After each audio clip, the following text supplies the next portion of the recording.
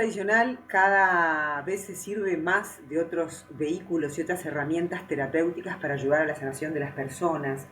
Los caminos son muy diversos, la multiplicidad de terapias para ayudar a la sanación son muy variadas. La medicina funcional integrativa es uno de esos caminos, y para saber de qué se trata, cómo se aplica y cuáles son sus resultados, estamos hoy charlando con la doctora Noelia Correa, que es experta precisamente en esta disciplina, acupuntora médica, ozonoterapeuta también. Gracias, Noelia, por acompañarnos en Luminus. Hola Claudia, ¿cómo estás? Bueno, muchas gracias por la invitación y gracias por invitar también a hablar y reflexionar sobre esta área de la medicina que, si bien ya cada vez es más conocida, en países como Uruguay recién está comenzando a ser más difundida. Bueno, y bienvenida también a esta plataforma de expertos que lo que quiere justamente es visibilizar el trabajo de ustedes e interconectarlos a nivel de América Latina, ¿no? Para enriquecer el conocimiento y bueno, y la terapéutica también, ¿no? Para el bienestar y la salud. Sí, claro que sí, es muy importante. Cada vez sabemos más médicos que hemos notado carencias a nivel de lo que es la medicina convencional. Todos nos hemos formado en lo que es la currícula de la medicina convencional, pero cada uno ha transitado en forma diferente en el camino y hemos, en mi caso particular, desde ya como estudiante de medicina, me daba cuenta de que habían cosas que todavía nos faltaban una formación seria y que estuviera más enfocada en lo que es la persona en sí, ¿no? Y no tanto en la patología, porque de hecho nosotros no tratamos enfermedades, sino que tratamos personas que transitan por una situación patológica, o también cada vez más tratamos a personas que están sanas y que se quieren mantener más sanas, más longevas, y que también merecen tener una buena calidad de atención médica. Ahí va, de eso se trata entonces la medicina funcional. ¿Cómo se aplica? Y en función, me imagino, de la patología o del perfil del trastorno, ¿verdad? ¿Cómo es que funciona y cómo fluye en el paciente? Bien, bueno, antes que nada la medicina en realidad es una sola, lo que difiere un poco es la forma de abordaje. El abordaje de la medicina funcional integrativa lo que trata de identificar son las causas por las cuales esa persona tiene una alteración en su salud o por la cual su salud no está funcionando en forma óptima.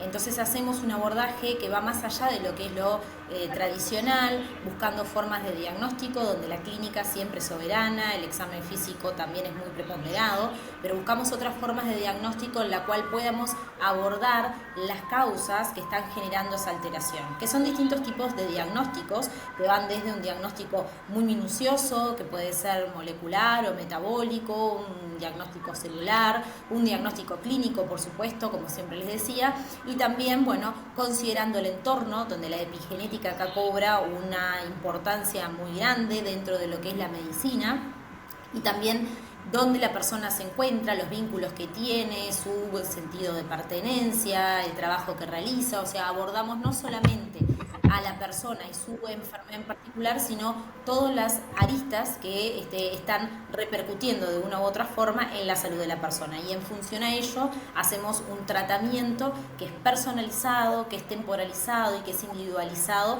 en función a esa situación en particular. Bueno, hablaste de la epigenética, muy interesante. Hace poco estuvo acá en el Uruguay, y esto contarlo también para todos aquellos que nos siguen a través de esta plataforma en América Latina.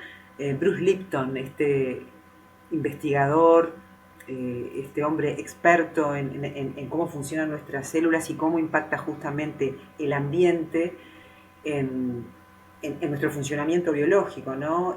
Aquello de la herencia genética se relativiza un poco, al menos en algunos casos, ¿no? ¿Vos qué opinas al respecto? Sí, bueno, primero que haber tenido la posibilidad de poder, haber hecho un workshop con Bruce Lipton y después estar en la conferencia en Punta del Este, sin duda que enriqueció mucho más. Él es el padre de la epigenética, o sea que generó una ciencia nueva dentro de todas las ciencias que existen y pudo determinar, él siendo científico, que nuestra genética no nos determina, que nada más que el 2% de todo lo que nos ocurra a nosotros está vinculado directamente con una carga genética hereditable, y que en realidad es el entorno, es el ambiente, desde el ambiente celular y el ambiente físico, quien va a de cierta manera dirigir nuestra forma de evolucionar, nuestra forma de poder relacionarnos con el medio y nuestra forma de poder mantener o no nuestra salud. Desde mi punto de vista, en realidad la epigenética es una herramienta muy importante que la llevo a cabo dentro de todo lo que es mi terapia diariamente, porque es eso. Una persona cuando viene con una alteración de salud, lo primero que tenemos que preguntarle es qué le ha ocurrido en estos últimos años, o cómo se ha sentido, o cómo percibe su realidad, para poder entender entonces cómo la mente interpreta, ¿sí?, determinados eventos que hace que se genere una cascada de reacciones biomoleculares que determinan después una alteración de salud. Entonces, Bruce Lipton nos vino a enseñar que el entorno es quien tiene realmente el poder quizás de poder modificar las cosas, pero también nuestra mente es la que va a determinar cómo nosotros, en función a cómo percibimos el entorno, podemos reaccionar. Y en tu experiencia clínica, ¿no?, en todos los años que llevas trabajando con pacientes, integrando esto de la epigenética, ¿nos podrías contar algún caso, compartir con nosotros alguna vivencia justamente en el proceso de sanación incorporando esta visión de Bruce Lipton? Bueno, sí, hay varios casos. Bueno, la realidad es que muchos pacientes que vienen a consulta generalmente vienen por dos patologías o por dos alteraciones en particular, ¿no? Una es relacionada con lo metabólico, que pueden ser enfermedades de diabetes, hipertensión, enfermedades autoinmunes, y la otra gran arista son los pacientes oncológicos, ¿no? Y bueno, y es ahí en donde nosotros vemos mayor cambio, en los pacientes oncológicos, en donde ayudamos a través de lo que es la percepción de su entorno, interpretar por qué tienen en este momento esa alteración de salud y cómo nosotros podemos apoyar y abordar desde lo que el paciente también nos permite, porque una de las cosas que tenemos como premisa acá en el consultorio es que el paciente es el dueño de su salud, ¿sí? Y tratamos siempre de empoderarlo al paciente para que tome las decisiones de la forma mejor informada. Entonces acá somos una guía en donde le damos información y decidirá el paciente en función a sus convicciones y a su percepción el método que va a seguir adelante. Lo que sí hemos visto es que cambiando la percepción de su enfermedad, cambiando la forma en la cual se relaciona desde con el alimento, con el entorno, incluso hasta con su propio tratamiento convencional, el paciente tiene, o la persona en realidad tiene muchos mejores resultados que si simplemente siguiera con el camino convencional, por ejemplo, de una quimioterapia, una radioterapia, sin ese acompañamiento tan fundamental que muchas veces lo que más carga en el paciente es ese sentido de soledad, de no ser comprendido y de muchas veces también ese miedo a la enfermedad primero y luego a la muerte y ese sentido de no ser comprendido por esa transición que está ocurriendo. Entonces, desde el entorno nosotros podemos abordar varias herramientas en las cuales el paciente puede mejorar. Casos muchísimos, desde pacientes, mujeres con cáncer de mama, por ejemplo, en el caso de una paciente que tuvo una muy mala respuesta a la quimioterapia y decide abandonar la quimioterapia con todos los miedos que eso implica, porque bueno, para la medicina convencional, por ejemplo, es una de las vías para poder tratar este tipo de patología. Y una vez que ella tomó esa decisión, ya venía acompañada desde nosotros con lo que era una alimentación antiinflamatoria, con el uso de sueroterapia, pero realmente tuvimos ahí la oportunidad de poder apoyarla más psicoemocionalmente para que ella se sintiera segura de los pasos que ella estaba dando y que estaba acompañada tanto por su médico tratante, que también debo decir que cada vez los médicos y los oncólogos se abren más a esta forma de la medicina funcional o de cómo aborda la medicina funcional la patología oncológica, como desde nuestro equipo, en donde la apoyamos, donde tiene la apertura de poder preguntar o consultar dudas, que es totalmente normal que le vayan surgiendo a medida que van transitando y que van probando un camino que es totalmente diferente al convencional, ¿no? Porque obviamente que están las voces de afuera, de que no, seguir la quimioterapia, no importa, esto no te va a hacer bien, o bueno, voces, muchas, pero es la persona la que empieza a evidenciar en ese camino lo bien que se siente, cómo está físicamente, cómo está emocionalmente y sobre todo los resultados que va obteniendo de ese tratamiento. Noelia, estamos hablando de medicina funcional integrativa y también preventiva, porque de eso se trata, no es solo tratar el síntoma o ya la enfermedad, sino poder anticiparse, incluso que sea una medicina predictiva, ¿no? Y allí el uso de los adaptógenos en la prevención. Contá qué son y cómo los aplicás en el proceso terapéutico. Bien, Sí, con esto que decías de la medicina preventiva y predictiva, ese es uno de los objetivos fundamentales que tiene la medicina funcional y que cada vez, por suerte, vamos teniendo más pacientes que vienen, como te decía inicialmente, en estado pleno de salud y que quieren mantenerse saludable. Y una de las herramientas que podemos utilizar acá son los adaptógenos. Los adaptógenos en sí son sustancias que derivan de plantas, de hongos medicinales y también a veces de extractos animales que contienen unas sustancias químicas que se llaman principios activos que tienen la capacidad de poder interactuar, ¿sí?, a través de la célula, regulando y modulando lo que es la respuesta al estrés. De ahí el nombre adaptógeno. Se adaptan a lo que es el estrés. Estrés vamos a tener siempre, porque si no estaríamos vivos, pero lo que va a cambiar es la forma en la cual nosotros percibimos el estrés y cómo nuestro organismo, mediante nuestra percepción, va a responder frente a eso que nos pone en amenaza. Entonces los adaptógenos, que hay de varios tipos, pero básicamente se clasifican según si nos van a dar energía, si van a actuar directamente sobre un órgano específico o si van a modular nuestra respuesta biológica frente al estrés, van a actuar en forma sinérgica, sea si están solamente siendo tratada la persona con los adaptógenos o incluso hasta con medicamentos estándares para optimizar la respuesta de nuestro organismo frente a esas situaciones que nos ponen bajo estrés. Lo utilizo todos los días prácticamente, yo los tomo también y noto tanto en mí primero como en los pacientes que me modula y mejora mucho más todo lo que es la respuesta, no solamente frente al estrés, sino también la respuesta hormonal, nuestra respuesta nerviosa, lo que refiere a la ansiedad, ¿sí?, a distintos trastornos también relacionados con nuestro sistema nervioso, donde lamentablemente cada vez hay más y vemos en gente más joven también, como la neurodegeneración. Y bueno, de todas formas, estos adaptógenos actúan muy bien, tanto a nivel individual, trabajando con ellos solos, como en forma sinérgica con medicamentos. Ahí va, a ver si entendí, ¿es fitoterapia? Ahí va, en realidad es una parte de la fitoterapia, pero que utiliza específicamente este tipo de plantas medicinales que son consideradas adaptógenos. La Organización Mundial de la Salud, por ejemplo, considera hasta 2019 que existen más de 160 plantas que tienen esta capacidad, ¿no? Esta capacidad de modular la respuesta inmunológica, de modular la respuesta frente al estrés y generar lo que se llama una adaptación, ¿sí?, psiconeuroinmunoendocrinológica, es el término que es tan largo, pero que en realidad abarca toda la forma en la cual nosotros nos relacionamos con el medio. Ahí va, ¿y se producen acá en el Uruguay o estamos hablando de una fitoterapia que viene de la región, se importa? ¿Cómo es el procedimiento? Bien, bueno, hay muchas formas de trabajarlos. Los adaptógenos, bueno, nosotros en Uruguay tenemos muchas plantas que si bien no están catalogadas como adaptógenos, sus funciones sí son adaptogénicas y bueno, y ahí está un poco el proceso de poder seguir investigando y de poder seguir registrando estas plantas como adaptógenos, en donde bueno, ya hay personas que están generando y produciendo plantas y hongos principalmente adaptogénicos para poder administrar a la población. La realidad es que hoy muchos, y donde me incluyo, traemos los adaptógenos, los importamos para asegurarnos más que nada la calidad con respecto a bueno, el volumen y demás.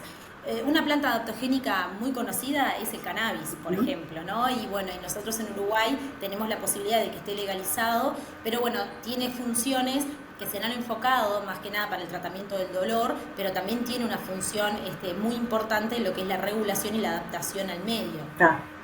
Y bueno, a pesar de estar legalizado, tenemos todavía un poco para seguir trabajando y andando para que sea considerado dentro de lo que es la fitoterapia. Claro, porque claramente esto tiene que ir ligado a que no haya ningún tipo de interferencia con el tratamiento tradicional que esté realizando el paciente. Por ejemplo, en el caso de un paciente oncológico, ¿no?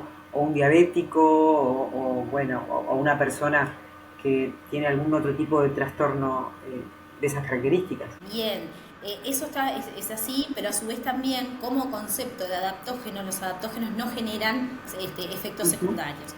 Y acá es donde empieza a importar la pureza que tenga ese producto cuando llega a nuestras manos.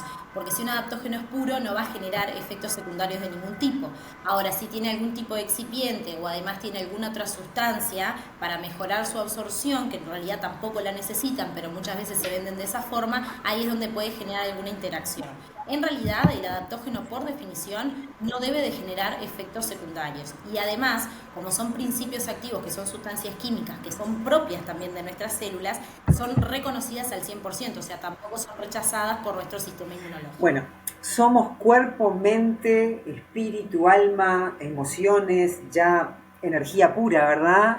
Somos energía. ¿Cómo trabaja la medicina funcional integrativa el tema de los bloqueos energéticos? Porque muchas de las enfermedades que has descrito tienen que ver como raíz un bloqueo energético. Entonces, en esto de trabajar las causas, de conversar con el paciente, me imagino que son las primeras etapas cuando llega al consultorio. ¿Cómo manejas? ¿Cómo es el abordaje con los bloqueos energéticos? Bien.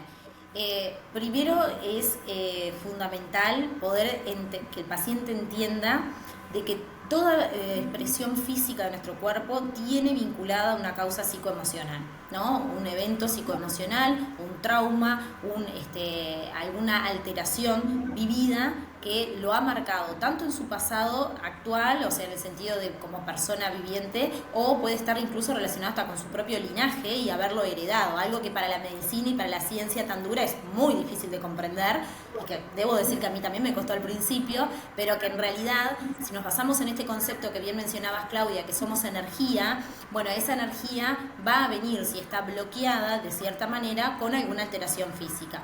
Entonces, lo primero que se trata de hacer es que el paciente entienda esto, ¿no? Que no es muy fácil, pero ya cuando el paciente viene a la consulta, viene abierto a que se lo pueda ayudar, ¿no?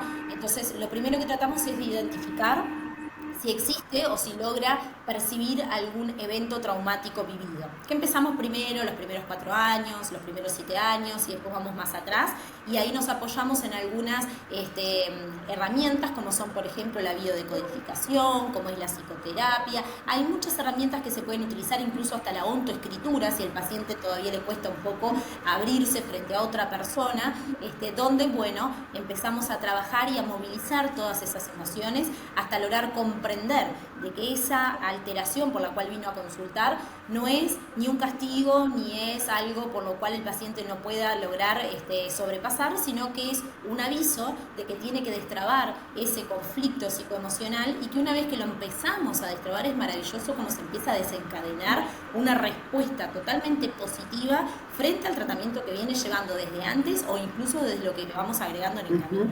¿Y vos cómo llegaste a este camino de la medicina integrativa? Porque claramente te habrás recibido primero como médico, medicina general, habrás seguido una especialización. ¿Y esto que te encontró, lo encontraste vos? ¿Qué fue lo que te convenció a empezar a trabajar esta manera de sanar? Bien, mira, mi caso es un poco particular porque generalmente los médicos que llegan a este tipo de medicina es porque les pasó algo personal o algo alrededor de su familia. Y en realidad a mí lo que me sucedió es que cuando ya estaba en segundo de medicina, estudiando facultad, sentía como que faltaba algo, como que en realidad no me convencía de que todas las soluciones fueran o quirúrgicas o farmacológicas. Y ahí empecé a investigar, en realidad. Siempre me gustó mucho leer sobre la historia de la medicina, y ahí empecé a ver de que siglos atrás se utilizaban otras formas de hacer medicina que a mí no me habían enseñado nada en facultad, y que además, si lo mencionaba, me decían, no, eso ya no existe, no tiene sustento científico. Y bueno, y como yo soy media cabeza dura, empecé igual a investigar y empecé a informarme sobre ello, y ya siendo estudiante de medicina me puse a formarme, principalmente lo primero que conocí, que fue la medicina ortomolecular, la medicina de la terapia de Quintón a través de lo que es el uso de agua marina y otras formas de hacer medicina que en realidad, como digo siempre, es una sola, y son distintas formas de abordaje frente a una misma situación. Y bueno, y una vez que me recibí como médica ya llevaba unas cuantas formaciones, que fue el título lo que me habilitó a poder empezar a ejercerlo con las personas, y realmente ese separada de de esa forma de hacer medicina. O sea, desde el momento cero que yo me recibí, siempre el enfoque fue desde ese punto de vista de medicina funcional integrativa, y es lo que me ha llevado de cierta manera a tener como un sistema de medicina un poco diferente a lo que es el sistema de medicina, por lo menos acá en Uruguay. Claro, estaba pensando mientras te escuchaba atentamente todo lo que ha sido tu recorrido, que quizá el sistema mutual adolece de estas facetas. Uno tiene que desengancharse o ir a una consulta privada, lamentablemente, para poder acceder a esta visión de la medicina, ¿no? Todavía me da la sensación que el sistema integrado de salud no tiene integrado, valga la redundancia, el poder considerar estas facetas. De repente, sí, está el médico de familia, ¿no? Pero es otra cosa. ¿A vos te parece que efectivamente hay un debe todavía en el sistema mutual en este sentido?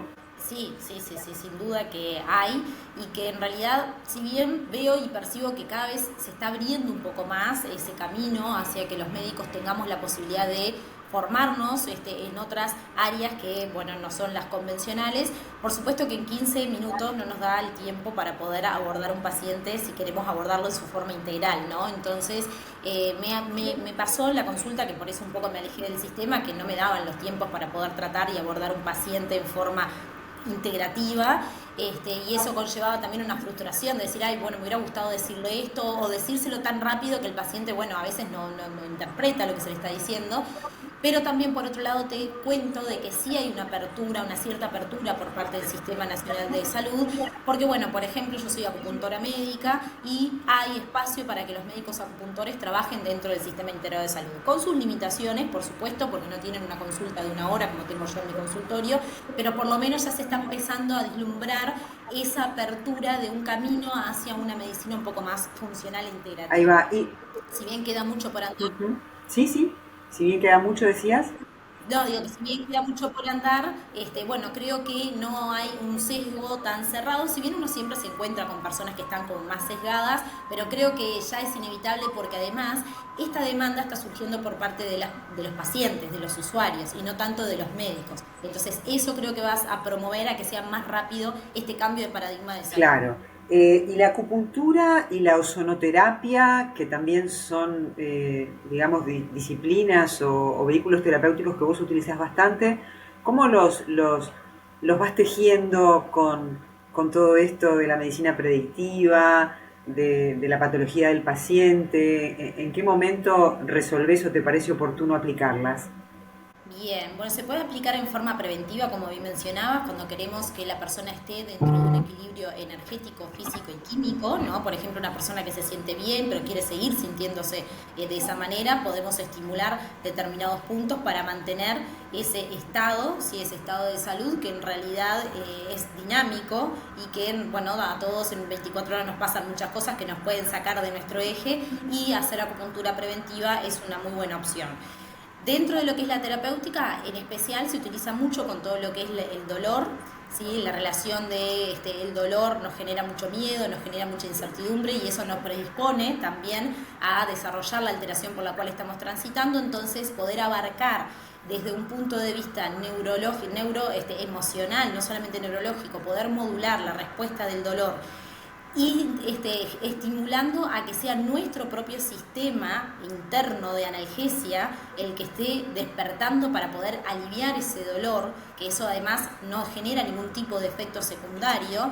Es algo maravilloso, porque los pacientes empiezan a utilizar menos fármacos relacionados con lo que sería el alivio del dolor, y mejoran muchísimo más su calidad de vida, tanto con la acupuntura como con la ozonoterapia, que además es antiinflamatoria, también genera reparación de lesiones, es muy buena prequirúrgica, postquirúrgica, disminuye los tiempos de recuperación también.